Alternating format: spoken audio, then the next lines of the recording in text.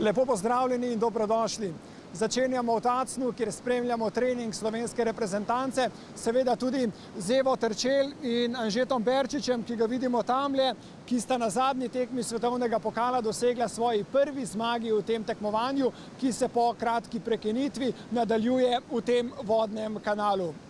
Dovolj razlogov, da se še malo pomodimo tu. Prvi vtis je dober, zdi se kot prava poezija. V srcu si res močno želim, da prišel bi v oddajo Kaja Kanu magazin.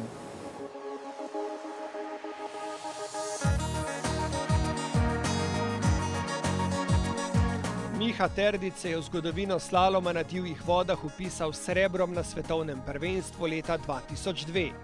Zadnja leta uspešno nadgrajuje svojo trenersko filozofijo in zato ne čudi, da se vse bolj širi krog naših najboljših tekmovalcev, ki trenirajo pod njegovim okriljem. Dosti planiranja je, kar dosti je za pisalno mizo planiranja, predvidevanja naprej, tako da je treba, to je velike, ne takole razgleda dvakrat na dan, pa vsega skup ne pride niti 8 ur na dan dela, ne, ampak je pa dosti razmišljanja doma pa tega. 5 Mihovih varovancev je letos že nastopilo na tekmah svetovnega pokala. Na zadnji tekmi sta Anže Berčič in Eva Terčelj priveslala do svoje prve zmage. Martin Albrecht se je na drugi in tretji tekmi prebil do svojih prvih 2 final na največjih tekmah, kar je najmanj, kar v nadaljevanju sezone pričakujeta tudi Jure Meglič in Urša Kragl. Ko sva prvo z Miha začela delati, nas je bilo kar še več kot recimo zdaj, takrat, če se prav spomnim, bilo njih 8 tekmovalcev iz Sky kluba Soške elektrarne. Kasneje sva celo delala sama oziroma priključila se je še Eva Terčelj. Letos pa je nazaj večja skupina, kar je, ne vem, zmeraj dobrodošlo res. Takoj, ko imaš lahko na treningu primerjavo, vsaj punca s fantom, je to odlično potem za pripravo, ker ga skozi sloviš, ne, oziroma obstaja točno nek procent zaostanka, zakaj kašen, ko veš, da je dober, oziroma če ga manjšaš, veš, da si dober. Se mi zdi, da je kar dobro ta ekipa deluje, no. Predvsem zato, ker smo vsi že dosti stari, izkušeni in navajeni, tudi lahko marsikaj sami naredimo in v bistvu zdaj, ko smo zdaj delovali na svetovnih pokalih, je bilo zelo dobro, no.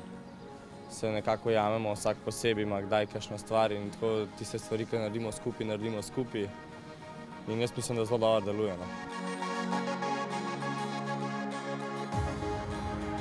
Pred začetkom sezone sem si rekel, da hočem priti v vsako finale na kjerikoli tekmi in zaenkrat mi to dobro uspeva. In takole, postaviš si določen cilj, s trenerjem predebatirata to, kaj si želiš, korigirata potem ideje? Ne, te cilji so bili čisto moji. Miha po moje, da ni vedel zanje, no. Jaz sem si to zaželil lani jeseni, po bolj slabi sezoni svetovnih pokalov, ker sem se boril za polfinale. Potem sem zamenil trenerja in zelo dobro delo in uspehi so zdaj tukaj. Kljub temu, da se je pri nas v zadnjih letih uveljavil sistem dela, ko za reprezentante skrbijo klubski trenerji, pa reprezentančni del Mihe Terdića prihaja iz kar 3 klubov. Pregled njihovih rezultatov v ospredje uspehov potiska tudi trenerja, a ta tako kot na treningih in tekmah želi ostati na obrobju. Pač toliko in toliko je treba narediti dobrih ponovitev, toliko in toliko je treba po zinki lažje premetati, prelaufati. To je pač neka dejstva so, neki parametri so, eni več, eni manj in pol glede tega se tle noter se gibljamo in pač jaz hočem sem spodbujati, ne, vsak svojo zgodbo. Tle se treba naučiti, da mogoče včasno se zdi, da je lahko trener ima eno veliko vlogo pri tem, ne, ampak več ali manj lahko bolj obrobno, v tem smislu, da spodbuja in da ga nekako usmerja, da bo pa rezultat trener delal na mestu tekmovalca, pa mislim, da je težko.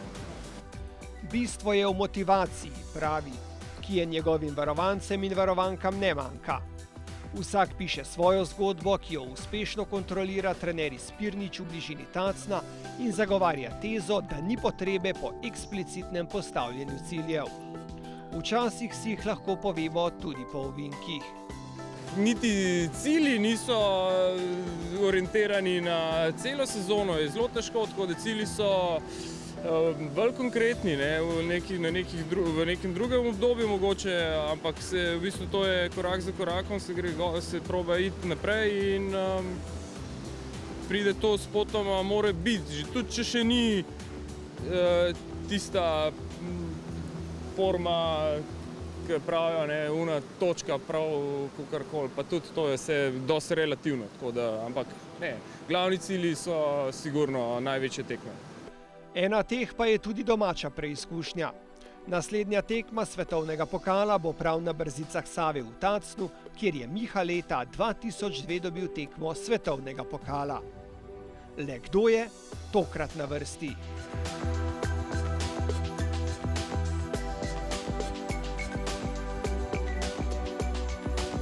Da Kajak Kanu magazin ne bi bil pust, so izumili Kajak Kanu spust.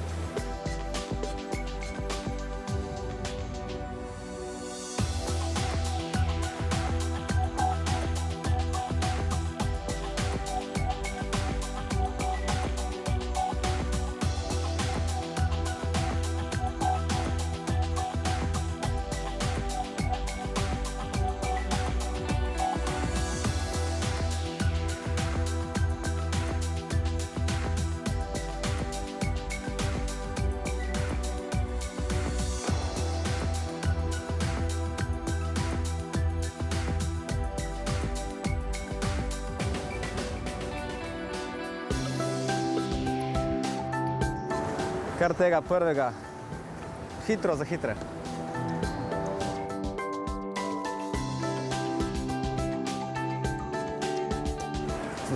Trikrat.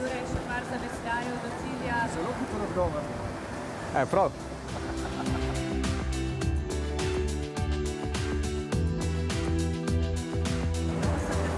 Aha, za krajšek jošt.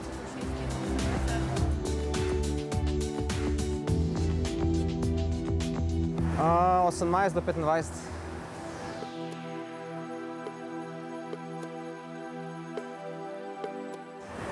Luka.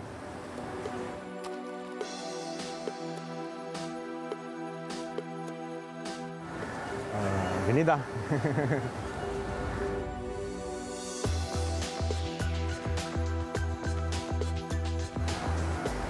Tisoč. Kilometer. A je prav?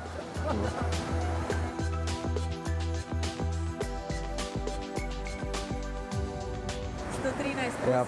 pa to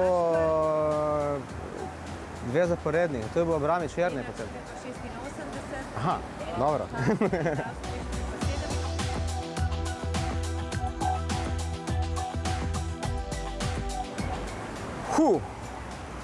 A je še Handanović, po mojem, da ni več. Kdo je? Handanović.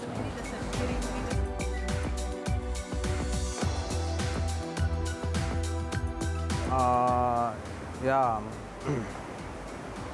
Malković, a je možno? No.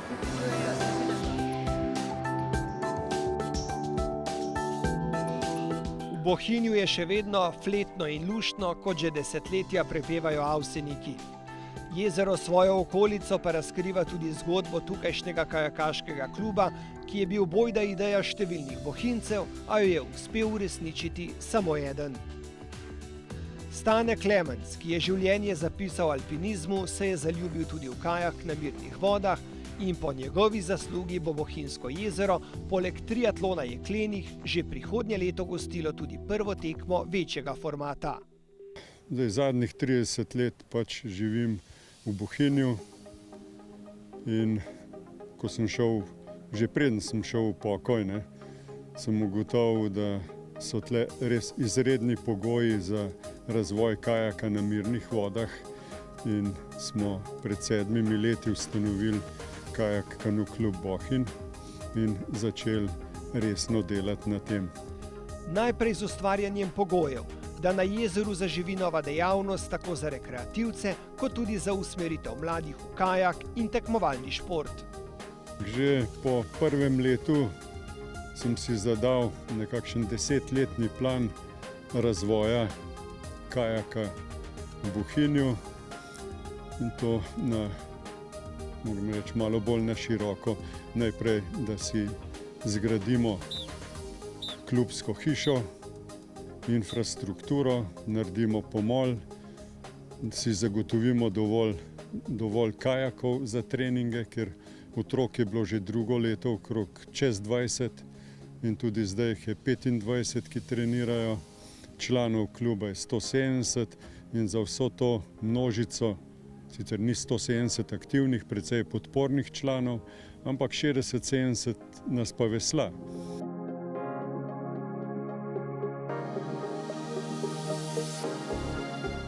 Vidimo, kako ste si uredili svoj prostor za suhi trening. Tukaj v Bohinju lahko rečemo, da imate najlepše pogoje za trening na svetu. Bi rekli, da so tudi najboljši. Se strinjam povsem. Mati narava nas je res dobro obdarila z jezerom. Fitness smo si po svojih željah prikrojili. Načeloma otroci uživajo tudi v takih pogojih. Želimo si seveda mnogo boljših. Za začetek, za prvo silo je, za boljše rezultate in nadaljne delo pa bomo potrebovali brez dvoma boljše pogoje, fitness v zaprtih prostorih z kontroliranimi pogoji. Ampak tudi tole ne zgleda slabo? Ne zgleda slabo, sploh če pogledate otroke, kako uživajo. Kakšno je zanimanje za kajak v tem vašem okolju? Zanimanje je vsako leto več. Določen plus, da tudi tekma triatlon jeklenih, ki sploh zaradi tega, ker tekmovalci triatlona želijo izboljšati svoje rezultate, večkrat pridejo naokrog, se pozanimati o tehniki in nadgrajevanju svojega znanja, tako da sodelujemo tudi s triatlonci kar v redu. V Bohinju pa ne želijo, da bi v domačem okolju samo trenirali, pač pa bi radi organizirali tudi tekme. Za maraton imamo boljše možnosti kot za tekme na mirni vodi v sprintu, ker tam je treba 9 prog in tisto je pri nas, ker je jezero v Triglavskem parku in zaradi same specifike jezera, ker je zelo globoko, je težko postavljati proge. In tako bodo že prihodnjo sezono organizirali tekmo svetovnega pokala v maratonu. Tako pomembnega tekmovanja na mirnih vodah pri nas še nismo imeli. Še bolj odmevno pa pride na vrsto letos, zatem, ko bodo v Bohinju progo pripravili še za potrebe evropskega prvenstva. Štart maratona bo na 50-metrskem pomolu tukaj. Potem bodo tekmovalci štartali do proge, naredili 4300 metrov dolg krog. Tukaj na tem mestu bojo skočili iz čolnov ven, tekli 100 metrov po travi, potem na čistini spet v vodo in potem krog 4300 metrov in tako odvisno od kategorije 5, 6 ali 7 krogov. Na koncu je to čez 30 km za člane. Nekateri se soočajo z organizacijskimi izzivi, drugi s tekmovalnimi. Matija Odar komaj čaka domači preizkušnji, potem ko je prvi maraton letos okusil na Evropskem prvenstvu na Portugalskem.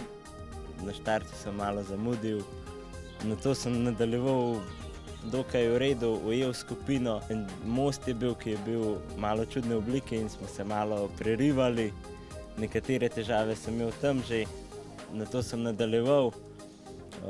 Potem pa na obratu, kmalu po obratu, po 3 kilometrah sem padel z vala in ostal brez možnosti, da bi ujel nazaj glavnino. Kako pa ti gre ta tekalni del? Tekalni del mi je šel zelo dober, nisem zaostajal, približno iste hitrosti sem dosegal kot najhitrejši tekmovalci, ni bilo težav. Oče bohinjskega kajaka upa, da bodo po evropskem nekoč organizirali tudi svetovno prvenstvo. Še prej pa uredili pogoje za vadbo domačih kajakašev. Mislim, da bo že ta objekt, ki ga bomo zgradili pod Skalco naslednje leto, če bo vse ostalo tako, kot je obljubljeno. Že ta objekt nam bo nudil dokaj dobre pogoje, ker zdaj nimamo ne garderobe, ne slačilnice, ne nič, še vedno se pač od februarja naprej pod drevesi preoblačimo in tresemo v mrazu. In zraven bi radi pokrili še čolnarno, da so čolni zaščiteni pred vremenskimi pogoji in pred soncem. Pač razvoj gre v pravo smer, vemo, kaj moramo imeti. Zdaj moramo pač kljub krizi poskušati napredovati. Dobro delo in napredek podpira tudi Kajakaška zveza, ki si prav tako želi, da bi v tem čudovitem okolju nastal pravi kajakaški center, ki bi ga redno koristila naša reprezentanca in tudi gostujoče iz tujine.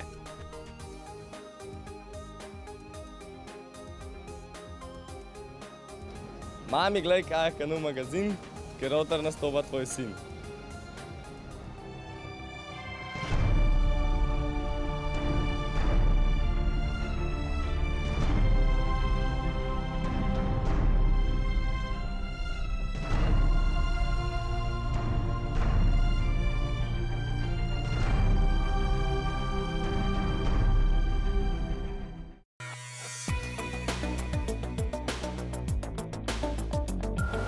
Izbral sem D za drzne, ker če hočeš biti dober, moraš biti tudi drzen.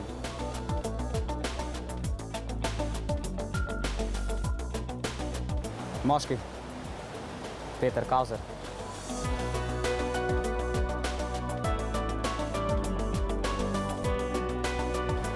Urša Kragelj in Nejc Žnidarčič.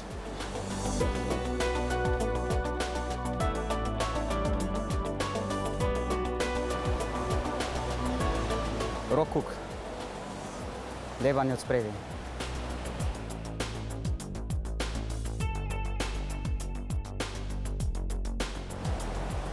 To so pa zdaj spremenili, ne.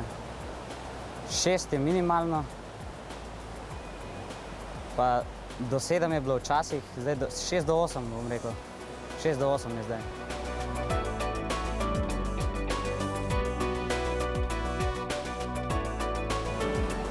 Rdeče. Rdeče, ja. To njegova barva?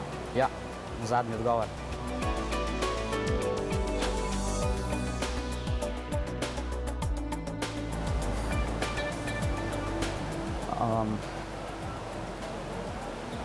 Moški so 200 pa jurja, ženske so pa 200 pa 500. Zadnji odgovor.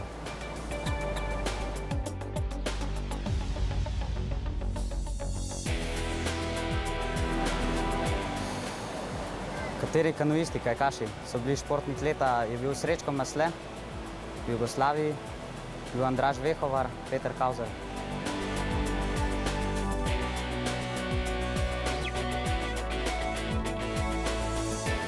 Zorman. Uroš Zorman.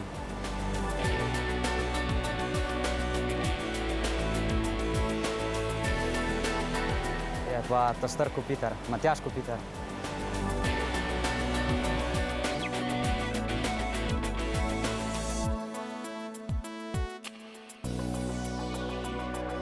Pogledali bomo novo poglavje v barvnih veslih, zato nas je Gregor tokrat povabil na Sočo. Živjo, Gregor, tukaj je čudovito, ampak s kakšnim namenom smo prišli sem? Ja, pozdravljen, tukaj smo zato, da si pogledamo kajak na divjih vodah, se pravi še eno od vsebin barvnih vesel. Zdaj v tem času, ko je nizek vodostaj, lahko tukaj še najbolj prikažemo vse, kar je za to potrebno. Vemo že, da mora biti kajakaš kompetenten za dosego modrega vesla. Tukaj si bomo pa pogledali, kaj vse je potrebno za to disciplino. Začeli bomo znova z modrimi vesli. Kar povej, katere elemente si se odločil posebej izpostaviti? To je vstop v protitok.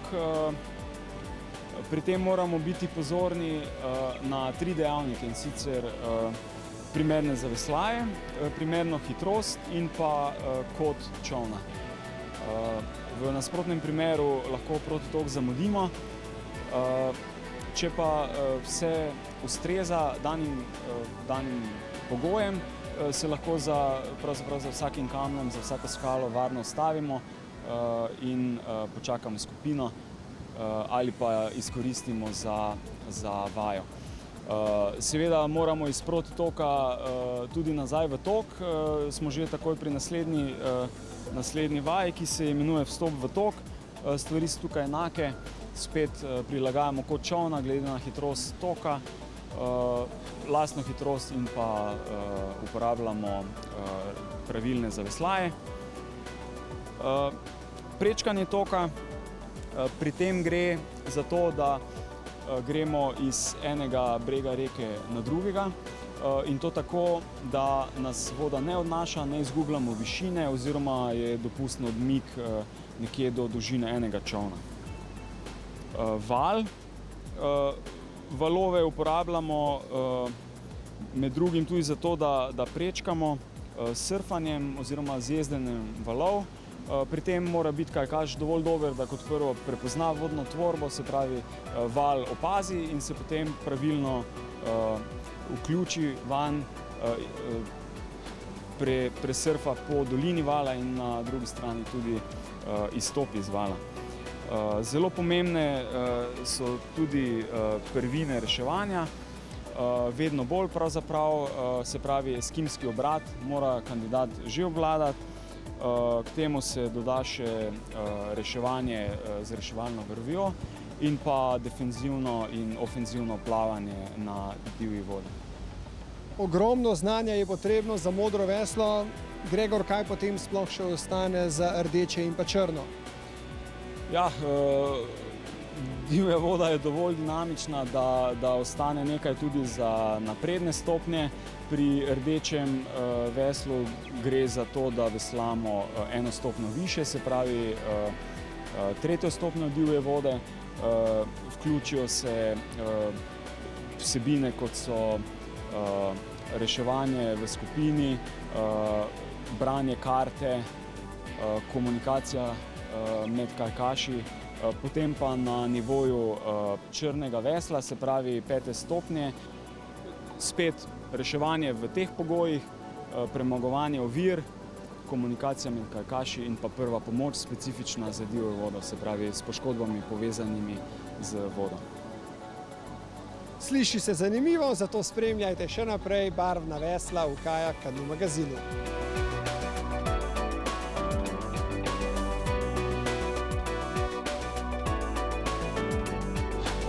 Če ste barvnim veslom zares zvesti, si pustite brado do nezavesti. To je bil 4. letošnji Kajak Kanu magazin. Od petka do nedelje pa vabljeni v Tacen, ki bo 4. letošnja postaja karavane svetovnega pokala. Naslednja oddaja bo na sporedu 2. torek v mesecu septembru, ko vas seveda znova pričakujemo pred malimi ekrani.